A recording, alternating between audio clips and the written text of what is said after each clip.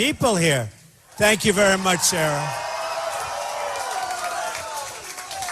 We landed, that snow was pouring in. It was so beautiful. In fact, I thought we were landing in Alaska. I was going to tell Sarah, we've got you home in Alaska.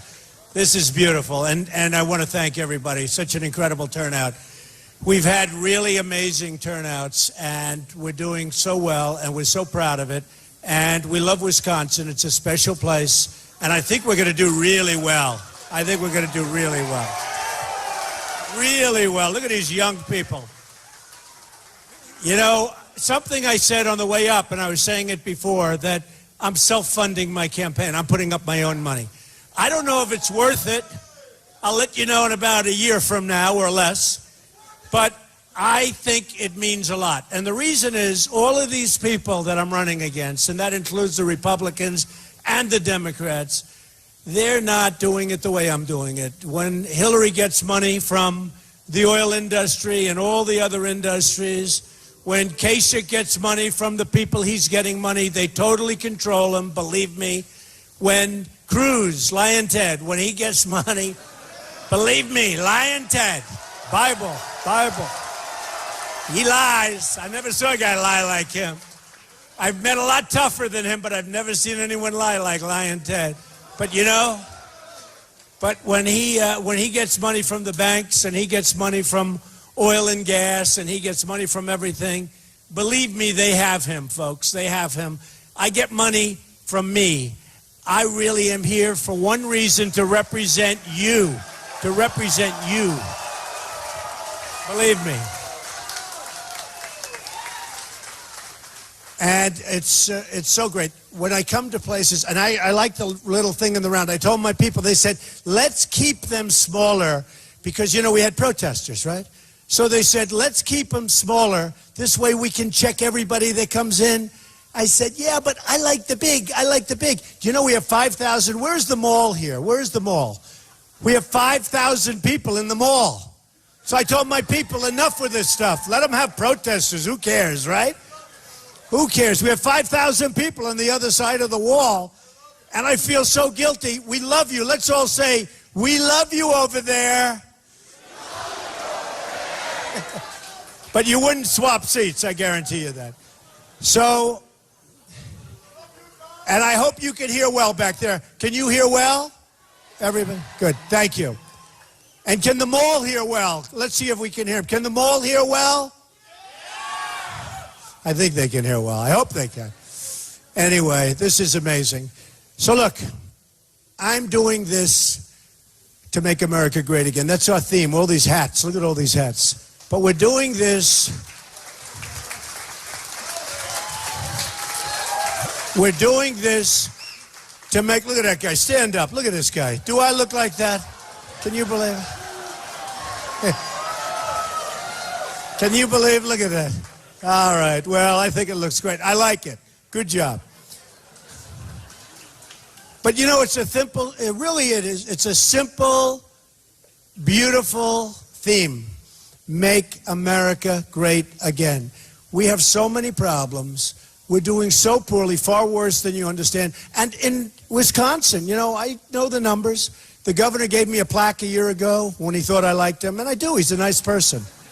He came up to my office, he gave me a plaque. I bet he wished he had that one to do over again, right?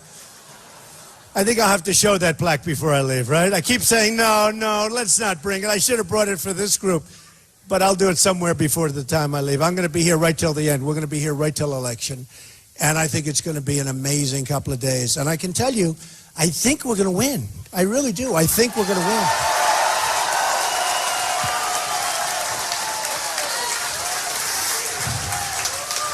I think that people are going to be surprised at how well. I see the kind of outpouring we've had. And somebody else, I won't mention the name, was here not so long ago, and they had 300 people. And we have 5,000 out there and, what, thousands in here. I don't know what it is, a couple of thousand at least. So I think that's more than 2,000 even, right? So I think we're going to win, and I think we're going to win maybe substantially. But let's just see what happens. But I know one thing. We're going to do well. But, well doesn't mean anything, right? You know Vince Lombardi, right? Did you ever hear of a man named Vince Lombardi? Huh? In this neck of the woods, did you ever hear the great Vince Lombardi? So you know what? Okay, what did he say about winning? Right? Right. He knows. He's a fan. I met Vince Lombardi once. I mean, a number of times, but I met him once. And he was with three of his players. I was a very young guy. It was at a restaurant. And these three players were tough cookies. I better not mention their names, and two of them are friends of mine. And they played for your team. And I'll tell you, they were great players. And Vince Lombardi was not a big guy. And he walked in and he was angry. And he was just so angry, you could see. And he came over to the table, and he saw these three big guys. They were like twice his size. They could have swatted him. And he looked at him. I won't tell you what he did because he actually grabbed one by the shirt, but I won't say that. See, today you're not allowed to do that, right? And then he left. He gave him a little bit of a earful. And then he left. And I want to tell you, this big, strong friend of mine who weighed like 250 then, which 250 then is big. That's like 310 now, right? This was a long time ago. And he left, stormed out. And this guy was sitting here shaking. And I said, I said to myself, the reason that Vince was able, and I had a great respect for him as a coach, and I love Bill Belichick. There are certain people you have to respect as coaches, right? They have to respect. And I said it at one of my other meetings. Tom Brady's a friend of mine. He thinks your quarterback is great, okay? Nice, right? Do you think he's great too? You think your quarterback is great, right? Or Tom told me that. So I think that's a nice thing to say. But Vince Lombardi, the reason he got away with it is winning. He won. If he didn't win, he couldn't get away with it. If he didn't win, he wouldn't be able to get that kind of almost fear, but respect, but fear from big, strong, powerful players. But he won. By that time, he had won many times. And the respect that they had for him was incredible. Now, we don't win. The United States doesn't win anymore. We don't win a war. We can't beat ISIS. We don't win a trade. China is cleaning our clock. Mexico, they laugh at us. They think we're all stupid because our leaders do such stupid things. Mexico, Japan, Vietnam, India, any nation, name a nation, they do well. Name a nation, doesn't make any difference. And they do well, and more I think about it, the more I realize, they do well for a very specific reason. Not that the politicians are so stupid, and many of them are, but many of them aren't. But because the politicians take tremendous campaign contributions from people representing certain other parts of the world or certain companies that are involved in certain other parts of the world, and they do things that are not in your best interests. So when I say I'm self-funding, I don't take money. I have turned down more money, I'll bet, that any human being has ever turned down for a political run. I mean, it has to be. Because frankly, everybody takes money.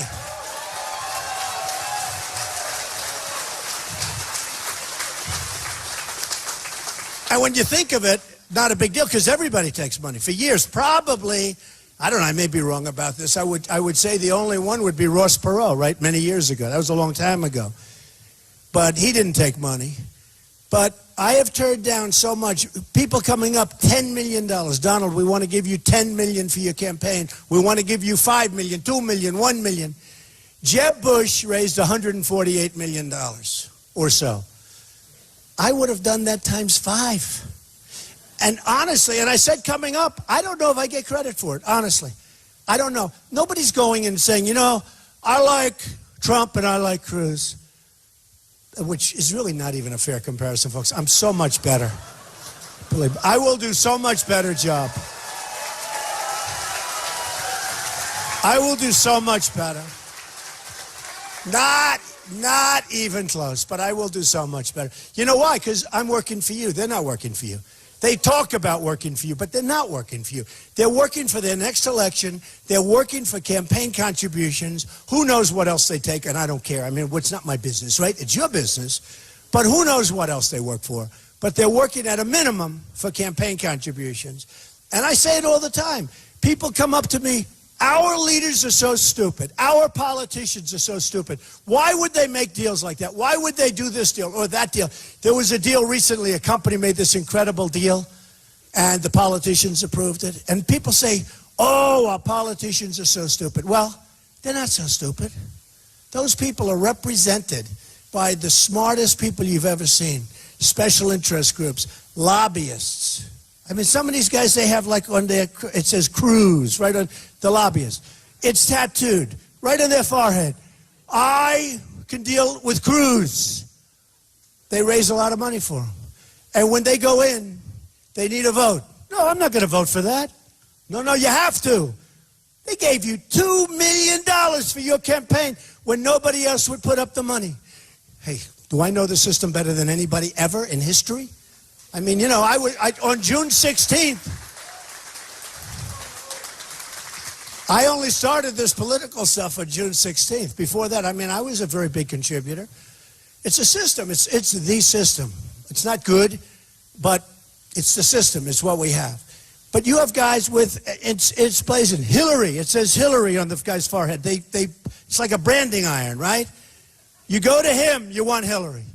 You go to another guy if you want Kasich. You go to another guy if you want Cruz. By the way, 100%. 100%. Now, they won't always get what they want. Maybe only 90%. You know, there's some things you can't do. But they get what they want a lot. They're tremendous professionals. So what they do is they're very good at it. So when I'm self-funding, I hope people appreciate it because it means a lot. I mean, it means a lot. It means I don't owe anybody anything. I don't owe them. I don't owe them.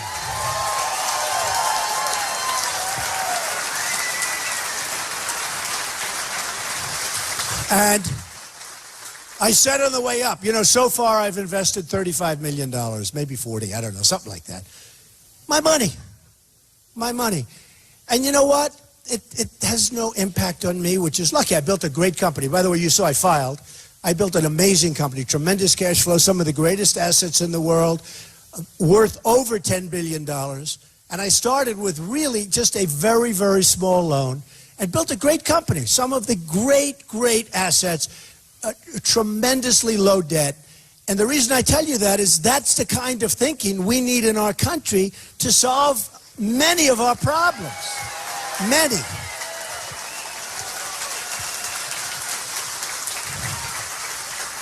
Because, folks, and they have all those cameras back there, we are right now sitting on a bubble that's going to explode, and it's going to be a real bad situation.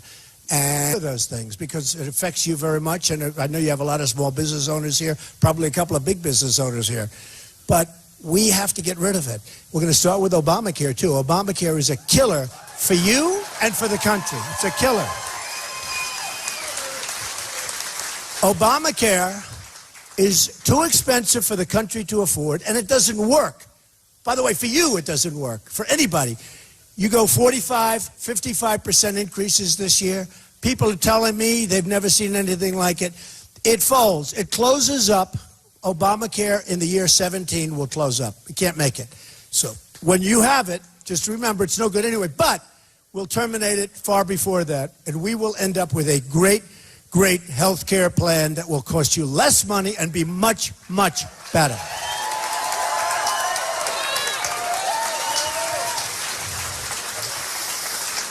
I love these young kids. Look at these beautiful kids. They're going crazy. They're clapping about Obamacare. They don't know what Obamacare is, but hopefully they won't need any health care for 40 years, okay? So, you know, but they're still very enthusiastic, right? Great kids, great. They don't like Obamacare. Hopefully they don't have to worry. They don't have to worry about health care. But ultimately, they do have to worry about the cost because the cost is unbearable by the country. The kind of money that we're talking about is unbearable. Okay, so we start with that. We're going to bring Common Core. We're going to end it. We're going to bring education local, right? We're going to protect our Second Amendment. We're going to do all the things that you've heard me saying, all of them. But here's what I wanted to talk to you about, because we're going to talk now big numbers, right? When you have 19 trillion, fellas, we can't talk peanuts, right? We can't talk like the little stuff. There's going to be tremendous fraud, waste, abuse. We'll cut things that you won't even believe, okay? We're going to save your Social Security as is. We're going to cut all of the waste and all of the fraud. You don't mind cutting the fraud out, right? There's plenty of it. We're going to take care of your vets, and we're going to build a military bigger, stronger, better than ever before.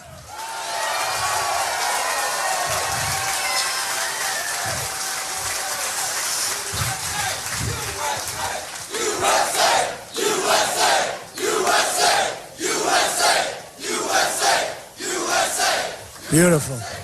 Great. Isn't that great? When you see young people like that, that's so great. Oh, they're going to be very successful. Don't forget, they're after our jobs pretty soon. Hey, the problem is we're losing all our jobs. They have no choice. They have to take it away from us. That's all right. You'll treat us nicely, though, right? You'll treat us. That's the next Trump. Bigger and better than Trump. Not even a contest. All right. Good luck, kids. We think it's fantastic. What about the one in the middle? You going to be the most successful of them all? Beautiful. Great. Great job. That's what we love to see. That's what we're fighting for. My daughter Ivanka just had a beautiful son. And ultimately, that's what we fight for. That and the grandchildren and all that. We're gonna turn this thing around. We're gonna turn it around fast. So let's talk about a couple of things that are big dollars. So we are the police department for the entire world. And the entire world, many of these places that we're taking care of are very, very rich. We take care of Saudi Arabia. They made $1 billion a day when the oil prices were up. Now they make a little less. Okay, big deal. What? And the imports. He's right. He's right. You never know. Is that a protest or is he on our side? You're right, though. But we take care of Saudi Arabia. Now, nobody's going to mess with Saudi Arabia because we're watching them. They're the richest, one of the richest. I mean, they have a fund that's so big, nobody's ever seen a fund like that, right? They have oil pouring out of the ground. They have very high oil, very high quality oil. They have very expensive oil, and they have very cheap oil to get.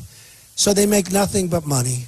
If it weren't for us, they wouldn't be there very long. And I do business with the Saudis. They're good people. They're fine. Everyone's fine. But we're losing a fortune, okay? And if we had a person like me, like a few people in this room, maybe some, not all, right? We have to know our strengths and our weaknesses, but you have some people in the room who would do a great job. You have other people that wouldn't do so good. They'd do like the people that we have right now. Nobody could do worse. That's the only thing I will say. So we're protecting Saudi Arabia. They're not paying us a fair price. We're losing our shirt, okay? You know, we have military bases that we pay rent on. Why? Why are we paying rent? We're protecting, we're renting land, we're paying. Why are we paying rent? Why do we have any rent? But I'm not even talking about rent. I'm talking, that's big numbers, but I'm talking about really big numbers. So Japan, great country. They make the cars, they sell them. You know, we have an imbalance with Japan like you wouldn't believe. Billions and billions of dollars. They sell us cars, we sell them practically nothing by comparison. They call it a trade imbalance. They're like up here, we're like down here. Okay, one of the great imbalances of all time. I was in Los Angeles, I see these massive ships come in. It's like NASCAR. You know, by the way, the owner of NASCAR and a lot of the drivers, they endorse Trump. You know about that, right? We love NASCAR. I love NASCAR. Brian France, the great Brian France. And they do a great job. Thank you, man. They do a great job. But they endorse. Brian came up. He said, I want to endorse you for president. I said, boy, that's cool. And he did it like in North Carolina. Good place to endorse, right? North or south. And it wouldn't be bad up here either, but we have it. And we have so many, not only Sarah. We have Jerry Falwell Jr. from Liberty University. We have Joe from Arizona, Sheriff Joe. How about Sheriff Joe? Okay. Chris Christie has been fantastic. He's been great. We have Dr. Ben Carson, who has been amazing. Been amazing. What a great guy. And we have so many others. So Congressman now, Senator Jeff Sessions, one of the most respected people in the United States Senate, who Cruz thought he had. Cruz kept talking about Sessions, and, you know, he'd say, Sessions, Senator Sessions. And then Senator Sessions announced about 2 months ago he's endorsing Trump, and all of a sudden, Cruz doesn't talk about him so much anymore, I guess. But look, look at this, even the young kids with her. But so a lot of things are going to happen. So one thing we're going to do is the military. So we're like the policemen to the world, right? And that's fine. That's fine. And everything's good. But these are really, really wealthy countries. Not necessarily powerful because we protect them. And there's okay to we protect. They got to pay us, folks. And you know what? When they start paying us, and then we do good trade deals, and then we do, this country's already turned around. It's turned around. Because we're talking big, big dollars. And Lion Ted can't do it. He can't. In all fairness, number one, they're going to find out he's a liar. They're not going to trust him, okay? But he can't do it. You know, the evangelicals, they're with me. The evangelicals.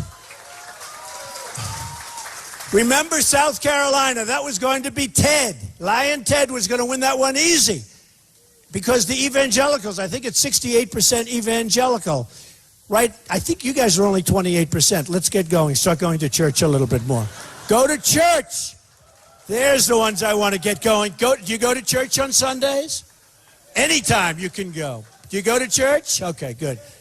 But 68% evangelical, so he was going to win. I won in a landslide.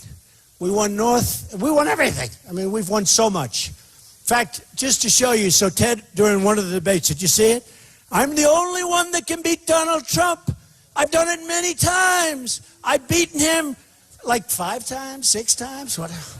I've beaten him 5 times. And he's screaming at the top of his lung, you know. He wished he had the Bible in his hand, but he didn't happen to have one for the debate. But he picks up the Bible, puts it down, and then he lies.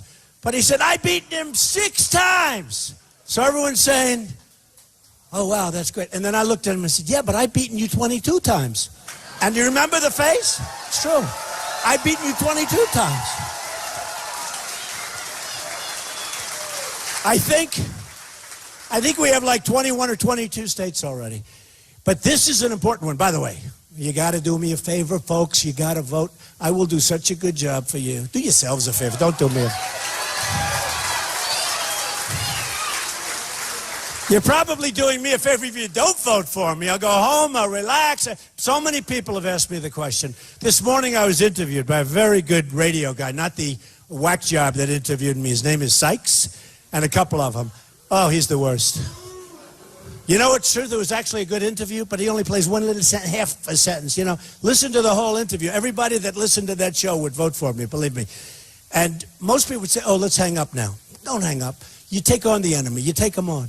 You absolutely take them on. But remember, but he's not a very talented guy. He's not a very smart guy. But the guy that interviewed me today was a smart cookie, a radio host, a big one, and national. And he interviews me, and at the end he said, you know, we're on the phone. It's early Saturday morning. And I said, just before I left for here, I said, thank you very much. He said, Mr. Trump, could I ask you one final question? What? You're worth a fortune. You have a beautiful family. You can do anything you want. Why are you doing this? Why would you do this? And that question has been asked of me more than any other question other than student debt. When I'm around the students, I get tremendous, you know, they're choked up to here and then they graduate, they can't get a job. I mean, it's a serious problem. But that question gets asked to me so much. And I said, you know what? I've been so lucky in this country. I've done so well. I've made so much money and had such success and enjoyed my life. And I have hopefully some really good years left. And I want to give back to the country. I just want to give something back. That's all it is. That's all it is.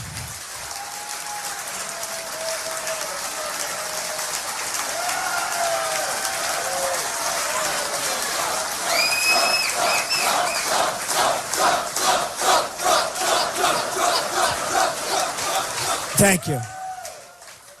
And you know our theme, Make America Great Again. Folks, we're going to make it so great. But here's what I want to explain. We always have a problem. It's a problem in translation because the press is so totally dishonest. I mean, you have no idea. No, you have no idea. It's amazing how smart the people are. He's saying you got that right. Look, the people get it. They are really, really dishonest. They'll put like 1/10 of a sentence in. They'll cut you off. And worse are cameras. You know, I always used to say, I love doing television because if you do television, it's down. Well, then they show like a tiny piece of a clip. It's almost worse than the way they write.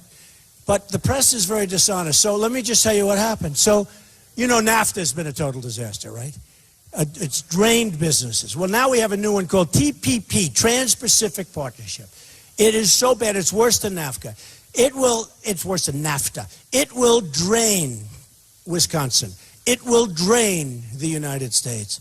We're doing it with various countries, all put together, a 7,000-page document that I almost guarantee you nobody in our country has ever read, and those countries, from Asia mostly, are all, every word is like studied and analyzed, and we just sign it. First of all, we shouldn't sign with 12 countries. We should sign 1, 2, 3, 4, and we reward the good countries. This way the bad countries come in and they take advantage of the good countries. It's too complicated. It's a stupid deal. Ted Cruz is totally in favor of it because people want him to be in favor of it. Kasich, who voted for NAFTA, is in favor of it because people say, you're going to vote for that deal, you're in favor of it, because they support him and he has no choice. And that deal is a horrible deal. And you have liberals that want it, and you have conservatives, and then you have plenty of people in Congress that don't want it, okay? But those are the ones that are being honest. And the biggest single point of the deal is monetary manipulation, devaluation of the currency. And that's how China and many other countries take the most advantage of, is devaluation of their currency. They kill us. This year we're going to have a $500 billion trade deficit with China. Then somebody will say, so look, I'm really a good businessman. I'm so good at business. Oh, you people are going to be so rich so fast, you don't even... You don't know how rich you're going to be. You're going to go from a debtor nation, it's going to, you're going to say, wow, what happened? But look, you have Ted Cruz that refused to approve any language on devaluation, any language on monetary manipulation. That's where they beat us, folks.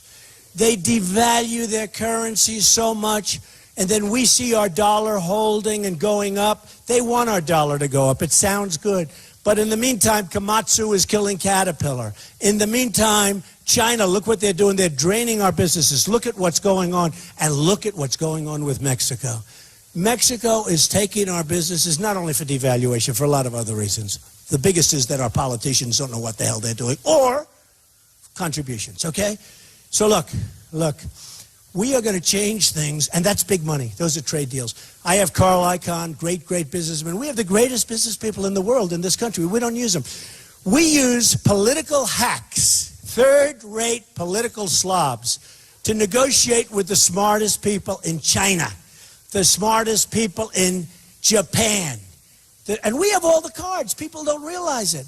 Without our money, without this big pot of money that's being drained out of your pocket. And by the way, I have to do this because I just feel I have to. I want to read you some statistics. You know, you're going to say, oh, well, you're going to know about it. So where am I talking about? 20% of the manufacturing jobs have left since 2000. You know where that is? Wisconsin. According to the Journal Sentinel, Wisconsin chronically lags. Now look at this. Wisconsin chronically lags the rest of the United States in job creation. That's not what you hear. Here's what happened with Scott Walker, and I can only say this because I couldn't ask for his endorsement. I mean, what I did to that poor guy. Man. No, what I did to him.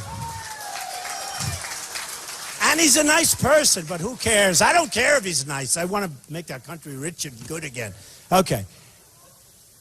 Chronically lags the rest of the United States. So remember when Scott announced, I'm running for president? I don't know, he was standing on a motorcycle or something. He doesn't look like the bikers that are supporting me. I got to tell you, every time I go someplace, there's bikers all over the place. The bikers love me.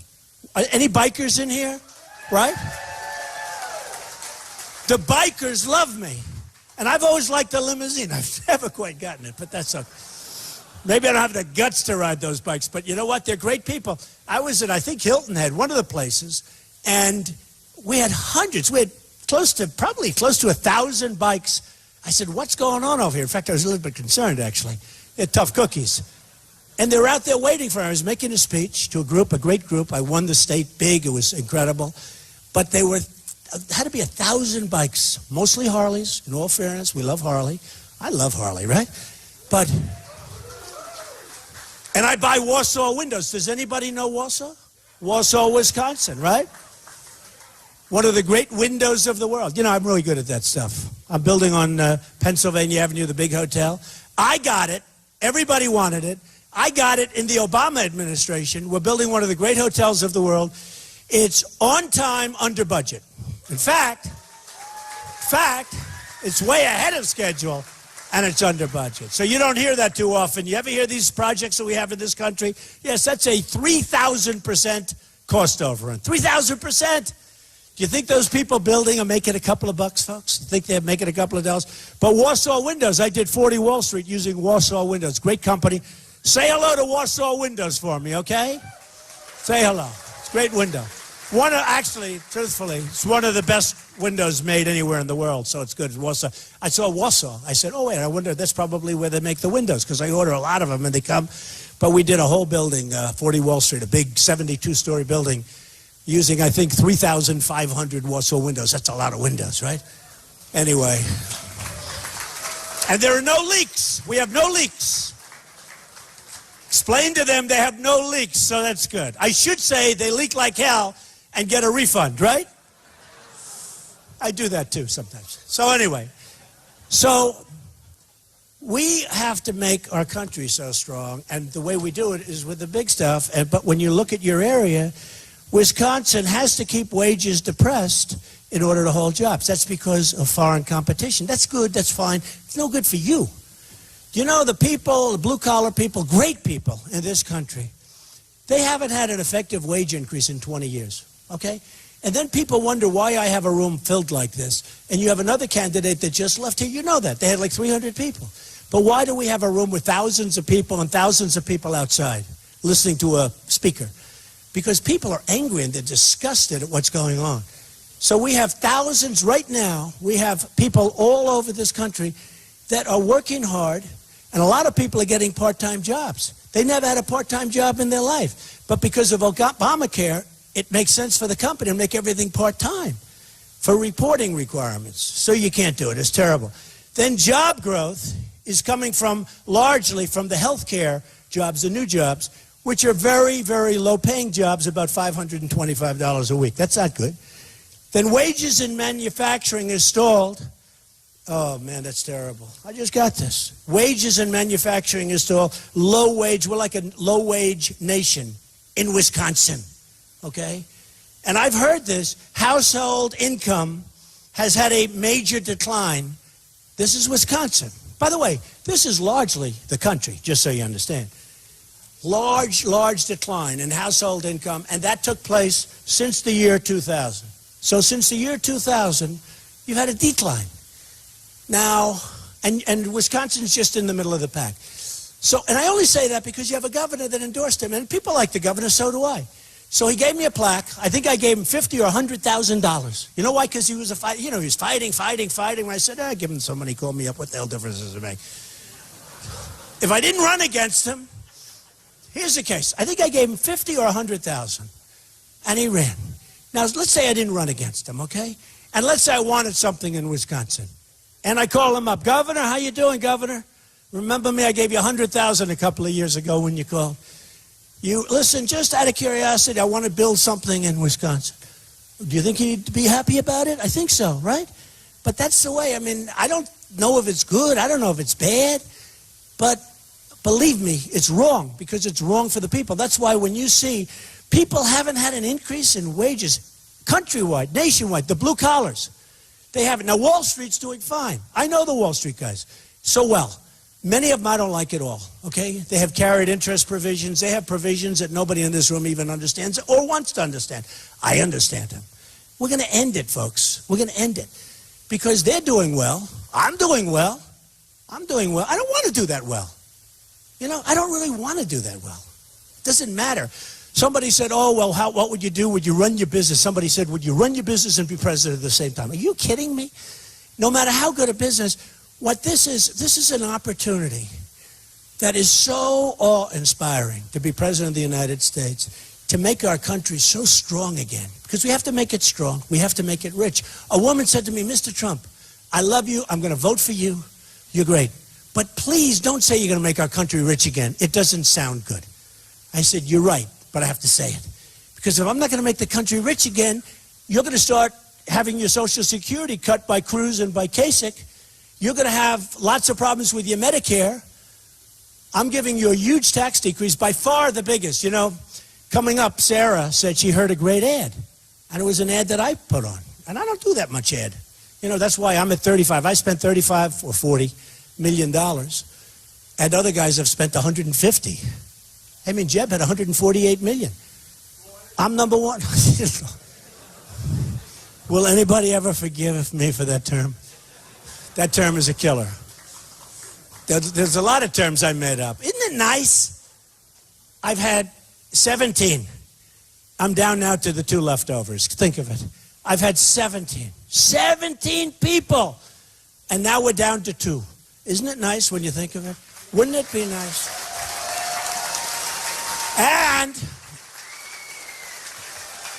And we're leading big with the 2. I mean, we'll see how it turns out. Who knows? You know, who knows? But Wisconsin's very important, because if I can win Wisconsin, you people are going to have low taxes. You're going to have jobs. We're going to bring jobs back. You're going to have your pick of jobs. You're not going to just take a job because you have no choice. You're going to bring jobs back into this country. We're not going to have places moving to Mexico like Nabisco and Ford and all these places. They move into Mexico. You saw Carrier air conditioners 2 months ago. They're moving into Mexico. They're not going to happen. You're not going to have Pfizer moving to Ireland. I'm telling you, our companies are all leaving. And they're leaving because taxes are so high and environment isn't good and regulations will knock out the regulations. Because a lot of you people, who's troubled by the regulations in this country, right? It's terrible. I have friends that are farmers. They can't even farm their land. The regulations, they spend more on regulation than they do on like how to shovel it out of the ground. So we're going to end all that. We're going to end all that. But it's so important. So here's the thing. We've got to go out. We've got to vote. Let me give you one other item because I think it's so important. So I've been criticized. Did you hear today where they're saying nuclear? Now, I've been a businessman, and I've had a lot of common sense. I made a lot of money against China, tremendous deals against China. They can be beaten, folks. They can be beaten. I'm talking on trade. They can be beaten. They're fine. I like China. I love the people. They can't believe what they get away with. Do you know the richest people in China, friends of mine, they say, Donald, we can't believe what we get away with. Now, they said that before they knew I was running for president and all for it. Now they say, I never said that. But they said it. They can't believe it. But I'll tell you, big league. They said today, coming up, I'm watching television, I'm saying, wow, isn't that terrible? They were talking about nuclear in my statement. Japan should have nuclear. That's what I said, supposedly. I didn't say that. The question was asked to me on television recently by a very good announcer, very good guy. He said, what about NATO, right? Now, in all fairness, I've been an entrepreneur, really good entrepreneur, but for a long time. Nobody ever talked to me about NATO. Nobody ever talked to me about many of the things we talk about now. But I know something about NATO, and I have a lot of common sense. I said, here's the problem with NATO. It's obsolete. Big statement to make when you don't know that much about it, but I learned quickly. But I knew it was true. It's 68 years old. It was formed to look over the Soviet Union, which doesn't even exist anymore. And I know what happens. It gets big and bureaucratic. I said, it's obsolete, and we pay too much money. Now, when I made the statement, I thought I read it somewhere. But when I made the statement, it was really a statement that a lot of people said, like, how would you know a thing like that? So it turns out that it's even worse than anybody would have thought. We are paying so much money, 28 countries. We're spending so much money disproportionately. The United States, which is you, all of us. We're not talking about small money, folks. We're talking about serious money, okay?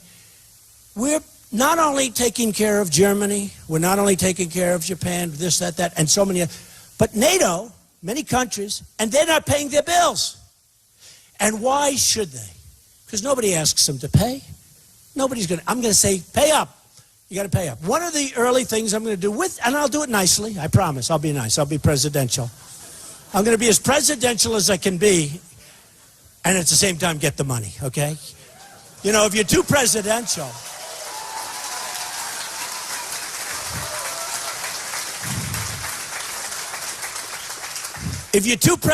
you won't get the money, okay? You'll say hello to one of the countries, I won't use names, one of the countries that owes us, forget it. Would it be possible to pay the money that you owe? No, we can't do that. Oh, that's okay, whenever you get a chance. No. No.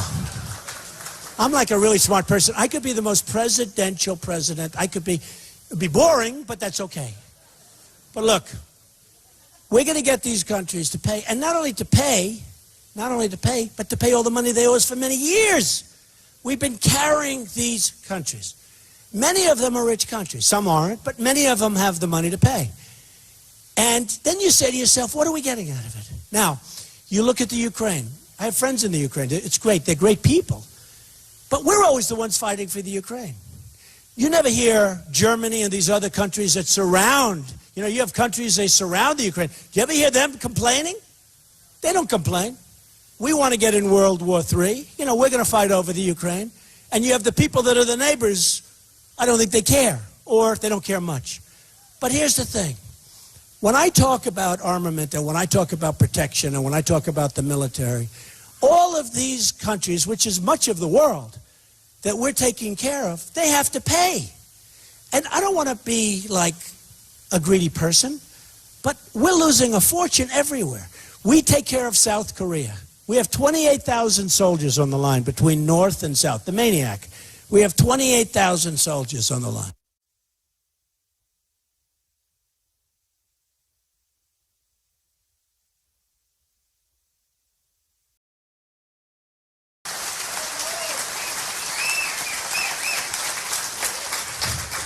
So Japan is a very big, very rich country, right?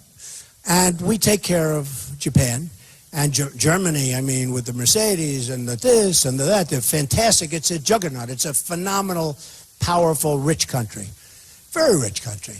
And Saudi Arabia, I told you. Okay, so here's the story. Look, these people have to pay for our services. And what I said about Japan is this. We're protecting Japan from many countries, but we're protecting Japan from North Korea. And he's always talking about Japan, Japan, Japan. We protect them. We get a tiny fraction of what we should be getting. But we're protecting Japan. So I said something to the effect that I would see Japan with great respect. I get along great with Japanese. I have Japanese friends. They're great people. With great respect. You know, believe it or not, I'm a unifier. Nobody's going to think that. You will in 4 years. You'll say, that guy turned out to be a great unifier. Maybe 8 years would even be better, okay? But you'll start saying it in 2 years. You'll start saying it in 2 years. Believe me, you'll see a big difference. Because right now, we are a great divide. Right now, we have a man who's a great divider as our president, okay? He's a great divider. So I would say to Japan, you got to help us out. We want to help you. And I would rather have them not arm. But I'm not going to continue to lose this tremendous amount of money. And frankly, the case could be made that let them protect themselves against North Korea. They'd probably wipe them out pretty quick. And if they fight, you know what? That would be a terrible thing. Terrible. Good luck, folks. Enjoy yourself. If they fight, that would be terrible, right? But if they do, they do. But we can't be the policeman to the world and have $19 trillion in debt going up to $21 trillion, and we're sitting on a bubble and it's going to explode and we're going to all end up you know where. Okay? Can't do it. So I said, I think very intelligently, because what did happen is after I made my statements about NATO, the next day, you saw it last week, Donald Trump wants to disband NATO. I mean, right? Look, she's smiling. Isn't it true? Like I'm some kind of a dopey guy. I'm really smart. Really, really, really smart. I know what I'm doing. I know what I'm doing.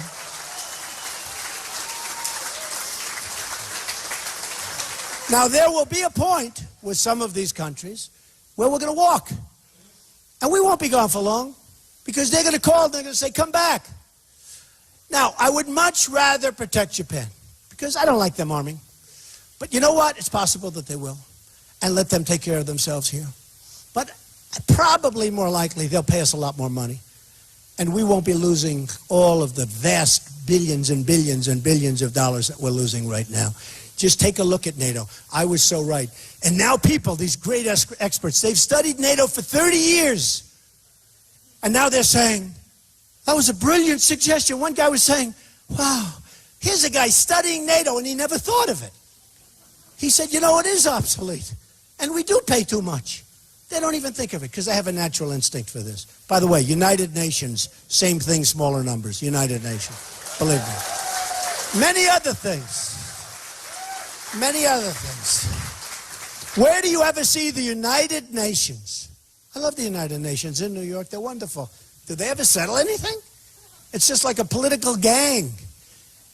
The United Nations, we pay for a vast, the money we spend on the United Nations.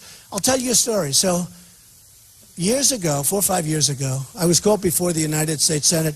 They wanted to do, and it was Senator Sessions, interesting, but it was a large group of senators. And they were doing a study on the United Nations buildings. They were doing a renovation.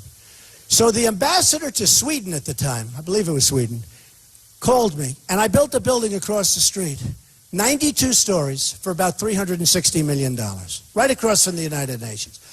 And he called me, and he was very nice. He said, Mr. Trump, there's a good man, because he said, Mr. Trump, I heard you spent $360 million on the building across the street, and that building's 92 stories, and the United Nations is 1/3 that height.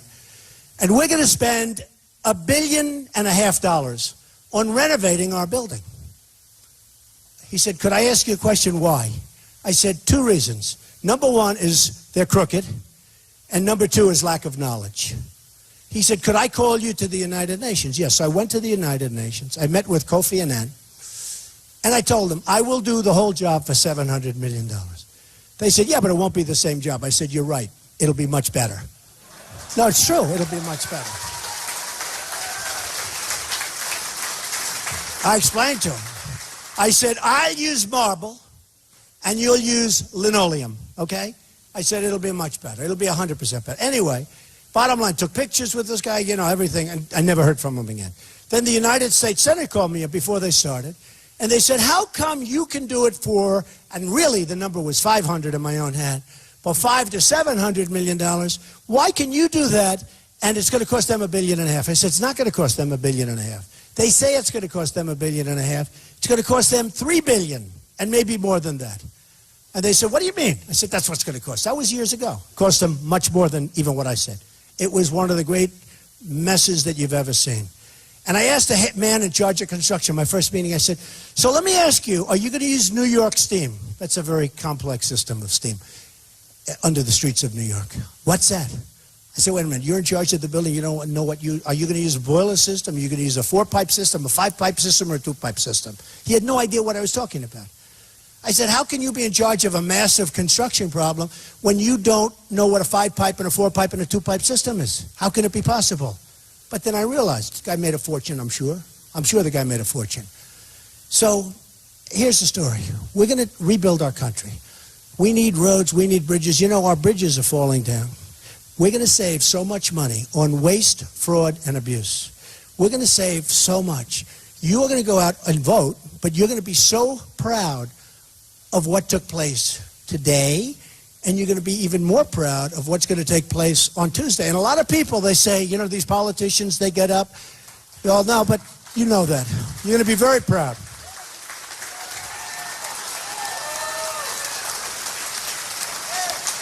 A lot of these politicians, they get up and they say, you're Americans. You're great, great people of our country. It doesn't matter whether you vote for me or whether you vote for my opponent. What's important is to get out and vote. I don't say that. I say, if you're going to vote for me, go vote. If you're going to vote for my opponent, don't bother, okay? All right? Don't bother. Don't bother.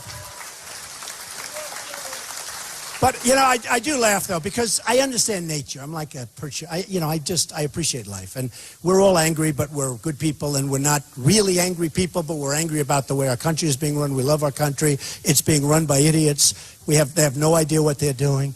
Just to finish on the nuclear thing, I told you I was going to go in and negotiate with Japan and negotiate with Germany and negotiate. I have the best negotiators in the world. Carl Icahn endorsed me. I have many of the people that want to come in. They want to help us. And these are the greatest minds and the greatest business people and the greatest period negotiators. They all read The Art of the Deal, okay? So I say to myself, look at this. Look at these people and look at this negotiation. What's going to happen? What's going to happen? And I'll tell you what's going to happen. Our country, if we don't do this deal, if we don't get the proper people in office, and we don't get them in office soon, we're not going to have a country left, I'm telling you. We're not going to have a country left. Just not going to happen. And I'm a person with common sense. And I used to tell you, okay, remember the beginning of the campaign? Bush and Rubio. They're nice guys. They're both nice guys, okay? Everyone's nice after you've won. But let me just tell you. Remember when Marco would never run because Bush was his mentor? Did anyone ever hear that? So Marco was never going to run. And then he did run. And then I kept saying they hate each other. And everyone said, no, they don't. They're good friends.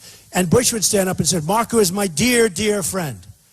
And then Marco would stand up, Jeb is my dear, dear friend. And I'd say, they hate each other. Remember at the debate? Jeb would say, I'd like to congratulate Marco. He's my dear, dear friend. And he'd say also, and Donald Trump is a gifted politician. My wife actually said, why does he keep calling you a gifted, gifted politician? Say it twice sometimes. Donald Trump is a gifted, gifted politician if he's your enemy.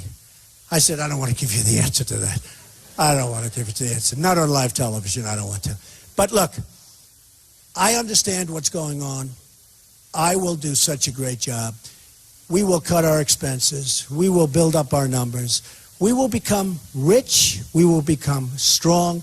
We will become great again. We will become so great. We will start winning again. We don't win anymore. We don't win at war. We can't beat ISIS. We don't win with our great veterans. We can't take care of them. We don't know how.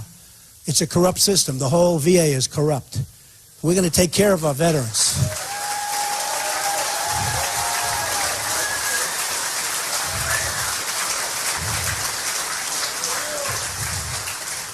We're going to win with trade so big. We're going to have money pouring back in. We're going to have jobs pouring back into our country, folks.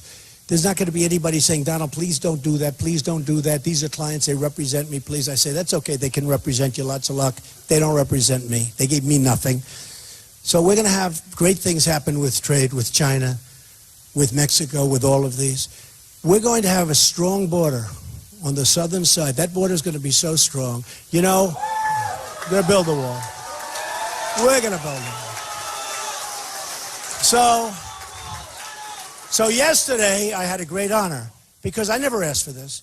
The Border Patrol people, 16,500 people, they called up and they said, we'd like to endorse Mr. Trump. We have never endorsed a presidential candidate before.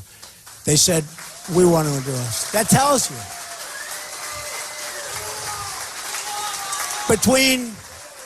Between Sheriff Joe and the Border Patrol, we understand who's strong on that. We are by far the strongest on border. We will build a wall. Who's going to pay for the wall? Mexico! Who? Mexico! Now, Mexico, by the way, sure as you're sitting here, Mexico will pay for the wall. They have a trade deficit, we have, with them. $58 billion a year. Now think of it. The wall is, think of it. Can you believe? That's not including the drugs that are pouring across the border. That's exclusive of the fact that our kids are being poisoned. Don't take drugs, okay? Raise your hand. Raise your hand. Come here. Raise your hand. Raise it. Come here. You know, this is what people ask. What do I tell? I said to my kids, no drugs, no alcohol, no cigarettes. Raise your hands, kids. I promise Donald J. Trump that I will never take drugs. I don't want to say no alcohol, but take it easy on the alcohol, right? And you know what else? No cigarettes, right? All right, kids, come here. Come here. Come here. Okay.